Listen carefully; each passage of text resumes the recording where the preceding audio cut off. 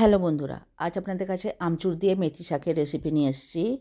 তার জন্য আগে থেকে মেথি শাক কেটে ধুয়ে নেবেন। এবার কড়াইয়ে তেল গরম করতে দিয়ে দিলাম।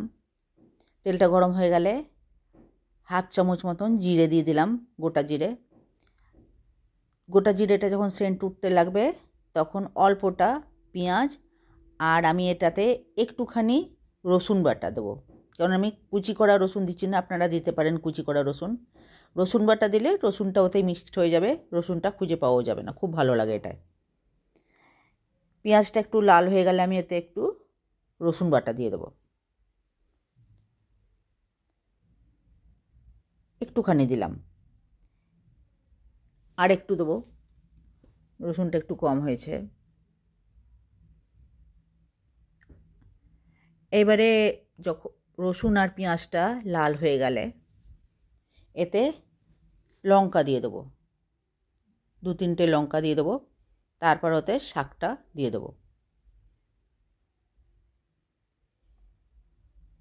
পেঁয়াজটা হয়ে গেছে, লাল হয়ে গেছে, এবারে শাকটা দিয়ে দেবো।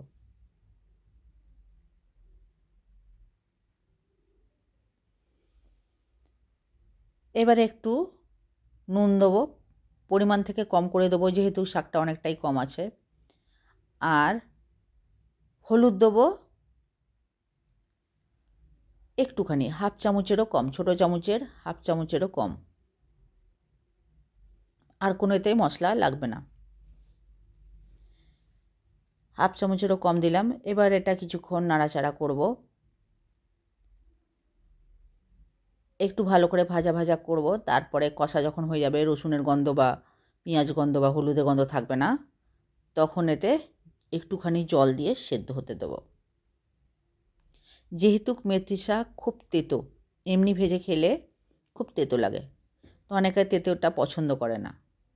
আমার তেতোটা খুব একটা ভালো লাগে না, সেই জন্যে আজ আমি একটু অন্য রকম করে রান্না করব। এটাতে আপনি আলু কুচি করেও দিতে পারেন বা বেগুনও দিতে পারেন। আমি আলু বেগুন কিছুই দিইনি, আজ আমি একটু অন্য রকম করে রান্না করব, তাহলে এই তেতো ভাবটা লাগবে না, খুব সুন্দর একটা টেস্ট হয়ে যাবে। এবারে জল দিয়ে দিলাম, এবার ঢেকে দেবো 5 মিনিটের জন্যে। এবারে প্রায় সেদ্ধ হয়ে গেছে, ঢাকাটা খুলেছি। এবারে ভালো করে, আর একটু জল আছে সামান্য সামান্য, ভালো করে কষবো, ভালো করে ভাজবো।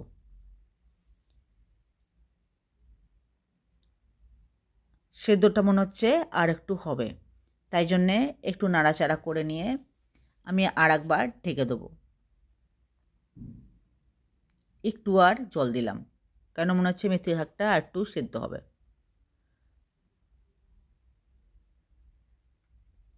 এবার ঢেকে দিলাম আর 2-3 মিনিটের জন্যে। এবার সেদ্ধটা হয়ে গেছে, আর একটু নাড়াচাড়া করে এতে এবার আমি দেবো আমচুর পাউডার।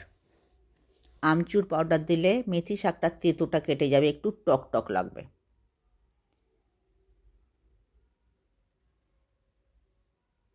আর একবার 1-2 মিনিটের জন্য ফের ঢেকে দিয়েছিলাম। এই দেখুন, এবার আমি আমচুর পাউডার দেবো, 1 চামচ দিলাম। টোটাল আমি 2 চামচ আমচুর পাউডার দিয়েছি। আপনারা যতটা টক টক ভাব খেতে পছন্দ করেন সেই হিসাবে দেবেন। আমি এতে আর একটু দেবো, একটু জল দিলাম। আমচুর পাউডারটা ভালো করে মিক্সড করার জন্যে আর একটু জল দিলাম, সামান্যটা। এবার একবার টেস্ট করে দেখে নিতে হবে যে আমচুর পাউডারটা মেথি শাকের টক টক মানে তেতো তেতোটা কম করতে পেরেছে কিনা।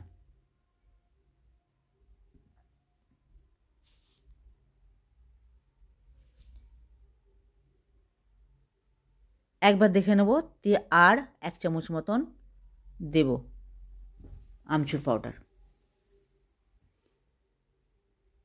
একটু দিলাম আর একটু দেবো, ব্যাস মোটামুটি 2 চামচ দিলাম। এবার ভালো করে নেড়ে চেড়ে শুকনো শুকনো করে নামিয়ে দেব। আপনাদের যদি আমার রেসিপি ভালো লাগে তাহলে লাইক শেয়ার সাবস্ক্রাইব করে দেবেন, এবং যদি আপনারা নতুন আমার রেসিপি দেখছেন তাহলে লাইক শেয়ার সাবস্ক্রাইবের সাথে সাথে পাশে থাকা বেলটাও টিপে দেবেন, তাহলে খুব সহজেই আমি যে কোনো রেসিপি দিলে আপনার কাছে পৌঁছে যাবে। আপনাদের আমার রেসিপি কেমন লাগলো কমেন্ট করে জানাবেন এবং কোথা থেকে দেখছেন তাও জানাবেন। দেখুন শাকটা প্রায় ভাজা হয়ে গেছে, এইবারে নামিয়ে দেব। ভাজা হয়ে গেছে।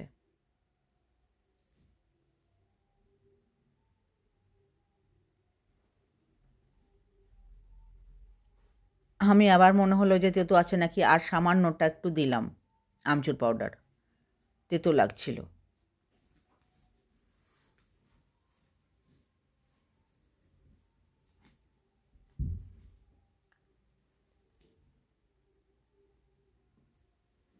হয়ে গেল করা, এবারে নামিয়ে দেব।